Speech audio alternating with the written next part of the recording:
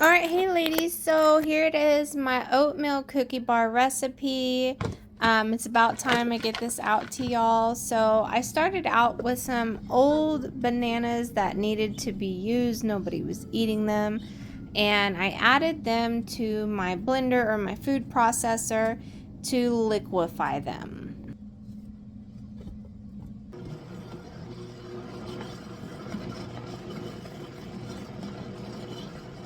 Now you want to make sure you get all the chunks out and you get a really good liquid consistency. Here you see me weighing it out.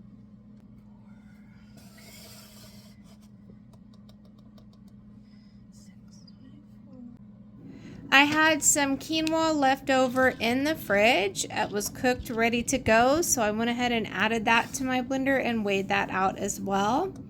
And I went ahead and added my banana back into my blender on top of my quinoa.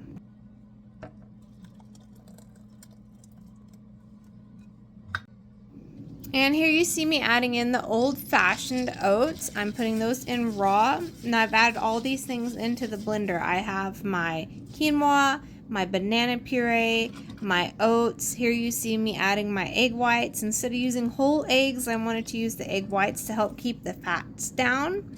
I also added in some vanilla and some cinnamon for some flavor. Which are two of my favorite ingredients to add to many recipes just to give it some flavor. I also added in a little bit of pink Himalayan salt, 2 pinches, just to help balance out the sweetness. And I blended everything together until it started to form a thick batter consistency.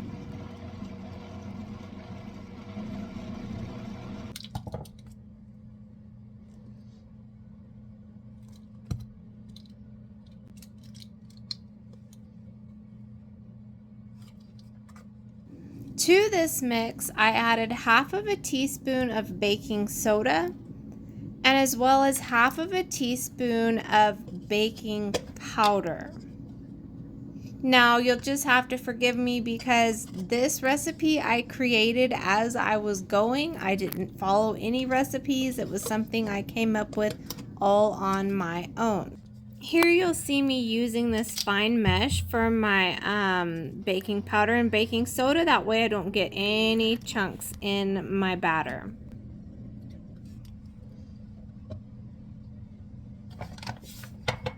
Now when I was making this batter, I could tell that it needed something. It was a little bit thin, so I added 1 cup of all-purpose flour, which really brought it together, and I could tell that the batter was good and thick. It wasn't too thin anymore, so it helped everything come together perfectly.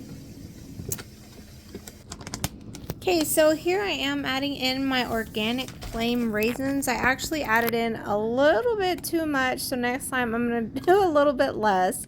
And some semi-sweet Lily's chocolate chips, which I really like because they don't use a ton of sugar. And some homegrown picked pecans, which you see me getting here. I am chopping them. This is my way of chopping my pecans. It's super easy. I've been doing it since I was little. I love to do my pecans this way anytime I'm making cookies.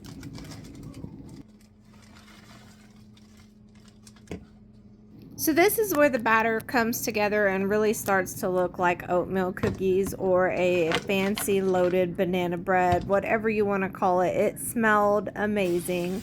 I'm adding some oil spray and some cinnamon to my pan. And then I'm going to add in the batter and smooth it out evenly so that it fits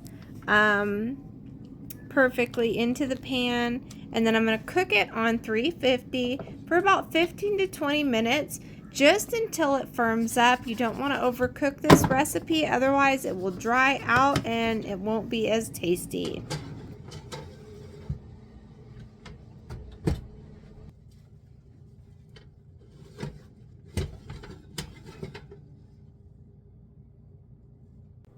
So this is the end result. This is what it looked like after it had come out of the oven. It was absolutely delicious. I'm definitely going to make this one again.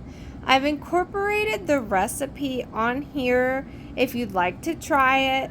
It equals about 24 bars for the total recipe. And it's 188 calories a bar, which is pretty good considering that the average giant oatmeal cookie is around 360 calories per cookie. I hope that you've enjoyed this recipe and that you take the time to try them yourself. If you do like this, please let me know and I'll try and make more recipes and share with you ladies and break the macros down for you. Have a blessed day. Bye-bye.